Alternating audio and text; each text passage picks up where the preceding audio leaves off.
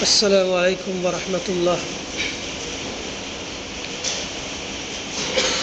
حاضرین جمعہ، آج کے خطبہ میں میرا موضوع ہے صحت اور اسلام۔ حاضرین،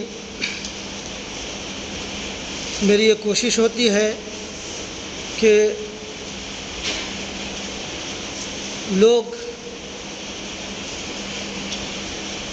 جن موضوعات کی رائے دیں اس پہ بولا جائے، بلکہ میں پوچھتا رہتا ہوں کہ ان چیزوں کی زیادہ ضرورت ہے جس پہ بولا جائے۔ بہرحال صحت اور اسلام آج میرا موضوع ہے، اور یہ بتانے کی چیز نہیں کہ نبی رحمت صلی اللہ علیہ وسلم نے صحت پہ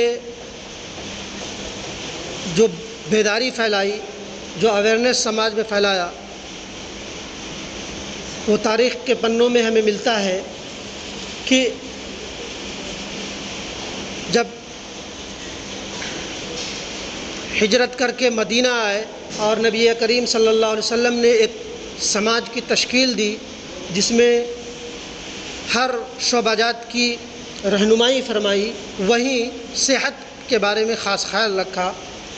اور تاریخ اور سیرت کی کتابوں میں ہمیں ملتا ہے کہ دور قرب و جوار سے اطباء اور حکماء اور ڈاکٹرز اپائنٹ کیے گئے تھے کہ لوگ جب بیمار پڑے تو ان کا علاج کیا جائے، اور دیکھتے ہی دیکھتے میں ایک چھوٹی سی مدت میں نبی کریم صلی اللہ علیہ وسلم نے ایسی سماج کی تشکیل دی کہ لوگ بیمار پڑنا کم ہو گئے، لوگ بیمار نہیں پڑتے تھے۔ وہی حکیم اور اطباء نبی کریم صلی اللہ علیہ وسلم کے اور اس وقت کے خلفاء کے پاس گئے کہ اب ہمارا کوئی کام نہیں ہے، لوگ بیمار ہی نہیں پڑتے، ہمارے پاس آتے ہی نہیں، تو لہذا ہمیں آزاد کر دیا جائے تاکہ ہم دوسری جگہ خدمت انجام دے سکیں۔ تو وہ اس کی اصل وجہ یہی تھی کہ نبی رحمت صلی اللہ علیہ وسلم نے ایک زندگی گزارنے کے ایک بہترین اصول فرمائے تھے۔ حاضرین، اسلام دین فطرت ہے جو پوری انسانیت کی ہر شعبے میں مکمل رہنمائی کرتا ہے۔ اس کی پاکیزہ تعلیمات جہاں عقائد و عبادات، معاشرہ و معاملات اور اخلاق و آداب کے تمام پہلوؤں کو جامع اصول اور دستور دیتا ہے، وہیں حفظان صحت اور تندرستی کے معاملے میں بھی اسلام کی معتدل ہدایات موجود ہیں، جس پر عمل پیرا ہو کر ہم نہ صرف صحت مند رہ سکتے ہیں، صحت مند زندگی گزار سکتے ہیں، بلکہ بہت سے مہلک بیماریوں سے محفوظ رہ سکتے ہیں، جیسا کہ بتایا گیا کہ نبی رحمت صلی اللہ علیہ وسلم نے جو سماج کی تشکیل دی جس سے لوگ بیمار پڑنا کم ہو گئے۔ اس کی چیز بتائی جائے گی کہ کیوں بیماری آتی ہے، کیوں بیمار کم پڑتے ہیں۔ حاضرین، صحت اللہ کی بڑی نعمت ہے، بلکہ سب سے بڑی نعمت ہے۔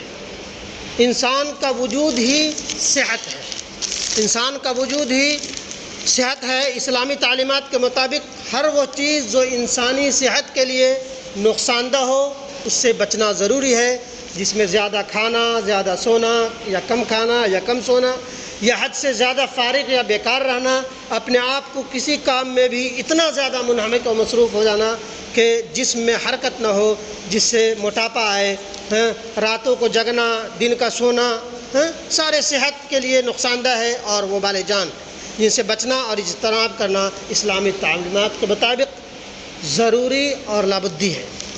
مومن ایک بہترین منظم انسان ہوا کرتا ہے، اپنی زندگی کو دستور کے مطابق ڈھالنے والا ہوتا ہے۔ مومن کی جیسے سونے کے وقت سونا، کھانے کے وقت کھانا، کھانے کے وقت کام کے وقت کام کرنا، ہلکی پھلکی ورزش سے چہل قدمی، راتوں کے جاگنے سے اجتناب کرنا، یہ سب صحت کے لیے نقصان دہ چیز ہے، جس سے نبی کریم صلی اللہ علیہ وسلم نے بسا اوقات رات کے جگروں کو شیطانی کاموں میں سے بتایا ہے۔ اور نبی کریم صلی اللہ علیہ وسلم نے یہ بھی فرمایا ہے کہ ایک قوی اور طاقتور مومن کمزور مومن سے حد درجہ بہتر ہے۔ دوسری جگہ نبی کریم صلی اللہ علیہ وسلم نے فرمایا کہ اللہ تبارک و تعالیٰ طاقتور قوی اور صحت مند مومن سے کمزور مومن کے موافق زیادہ محبت کرتا ہے۔ تو اللہ تبارک و تعالیٰ جس سے محبت کرے تو وہ ہمارے لیے لائحہ عمل ہونا چاہیے۔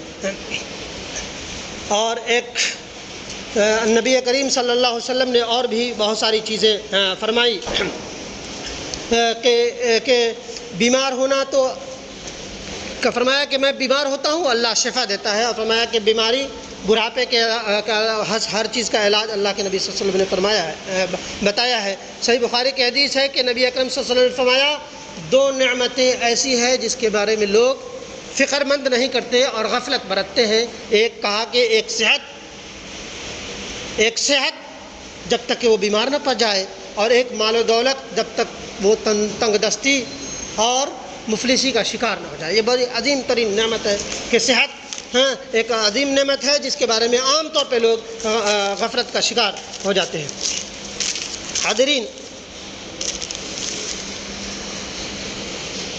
صحت دنیا کے لیے تمام نعمتوں میں سے ایک بہترین نعمت ہے، جس سے یہ ایک نعمت جب تک کہ یہ قائم ہے، جب تک کہ یہ صحت کی نعمت قائم ہے، اس کی فکر نہیں ہوتی، مگر جو ہی یہ ساتھ چھوڑتی ہے یہ صحت، تب اس کا احساس ہوتا ہے کہ اللہ تبارک و تعالیٰ نے کیسا انعام صحت کے سے دیا ہے، کہ عظیم ترین غذا جو انسان کو بہت زیادہ محبوب ہے، مبغوض ہے، سو کہ اگر ہو گیا تو میٹھا کھانا چھوڑ دیتا ہے، اچھا کھانا دسترخوان پہ موجود ہے نہیں کھاتا۔ وہ نعمت کا احساس تب ہوتا ہے انسان کو جب وہ نعمت اللہ تبارک و تعالیٰ چھین لیتا ہے۔ ایک روایت میں ہے کہ ایک صحابی نے نبی کریم صلی اللہ علیہ وسلم سے پوچھا، فرمایا کہ اے اللہ کے نبی صلی اللہ علیہ وسلم، میں نماز کے بعد کس چیز کی دعا مانگوں؟ تو نبی کریم صلی اللہ علیہ وسلم نے فرمایا کہ تم عافیت کی دعا مانگو۔ دوسری بار فرمایا کہ تم عافیت کی دعا مانگو۔ تیسری بار نبی صلی اللہ علیہ وسلم نے فرمایا کہ تم عافیت اور آخرت کی فکر کی دعا مانگا کرو۔ حاضرین، اس سے پتہ چلتا ہے کہ عافیت، صحت کتنی عظیم ترین نعمت ہے۔ آپ صلی اللہ علیہ وسلم نے دوسری جگہ فرمایا کہ پانچ چیزوں کے آنے سے پہلے فکر کیا کرو۔ پانچ چیزیں ایسی ہیں جو پانچ چیزوں کے آنے سے پہلے فکر کیا کرو۔ یہ ساری چیز جو احادیث ہے، متن نہیں پڑھا جاتا کہ وقت کم ہے یہاں، لہذا یہ ساری مستند احادیث ہیں۔ نبی کریم صلی اللہ علیہ وسلم نے فرمایا کہ جوانی کو بڑھاپے سے پہلے غنیمت جانو، صحت کو بیماری سے پہلے، مالداری کو غربت اور افلاس سے پہلے، اور بے فکری کو پریشانی سے پہلے، اور زندگی کو موت سے پہلے۔ یہ پانچ چیزیں ہیں عظیم ہے جس کو پہلے فکر کرو۔ رسول اللہ صلی اللہ علیہ وسلم نے فرمایا قوت والا مومن اللہ تعالیٰ کے نزدیک تم کم قوت والے مومن سے زیادہ بہتر، زیادہ پسندیدہ اور زیادہ پیارا ہے۔ اس بارے میں قرآن مجید نے 3 جملوں میں یہ بات بڑی عظیم ترین جو طب قدیم اور طب جدید کو وہ کر کے فرمایا ہے کہ کلو وشربو ولا تسرفو، کلو وشربو ولا تسرفو۔ یہ 3 جملے ہیں جس کے بارے میں فرما دیا، صحت کی ساری کی اور چابی اسی میں بتا دیا کہ کلو، کھاؤ، تشربو، پیو، اور اسراف نہ کرو۔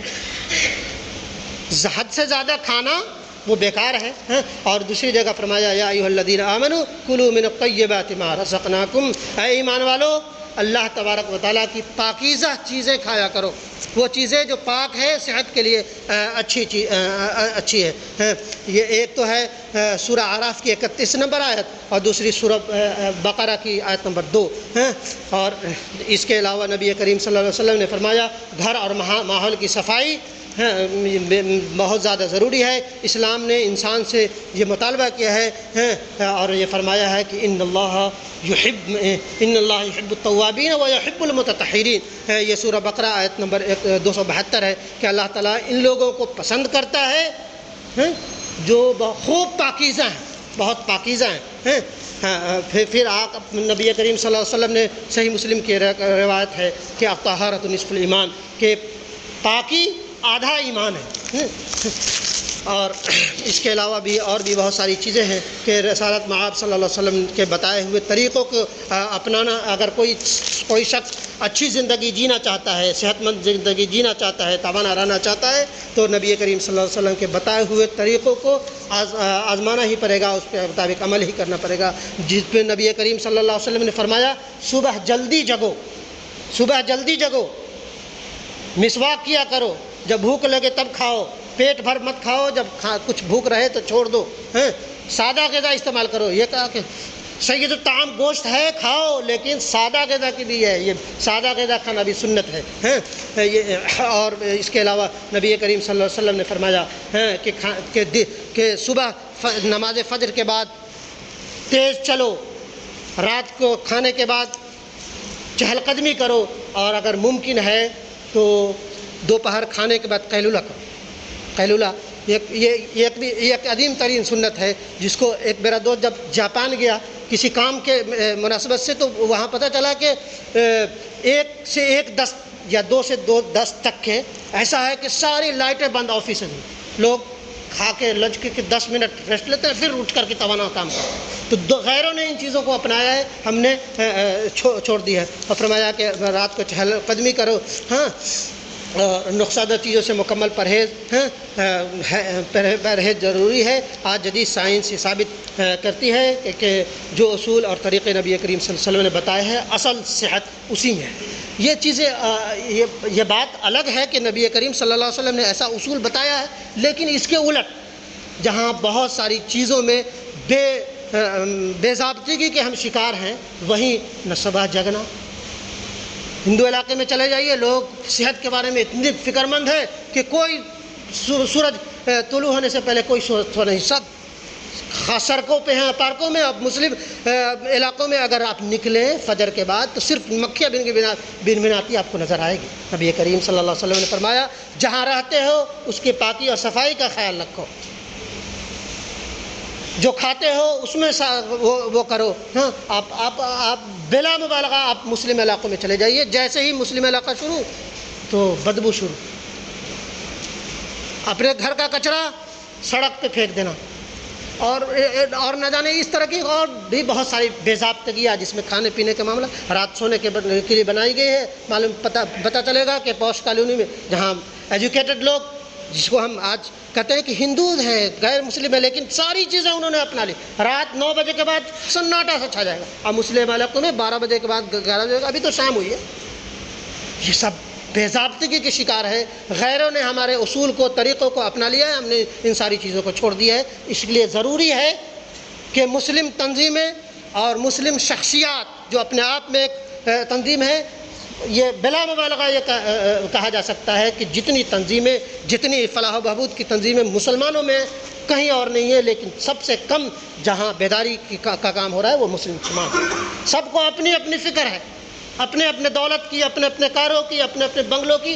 سماج کی کسی کو فکر نہیں ہے. لہذا ضرورت اس بات کی ہے کہ ہم، آپ اور سب اپنے آپ میں ایک فرد، ایک شخصیت ہے، ان چیزوں پہ دھیان دینے والا بنے.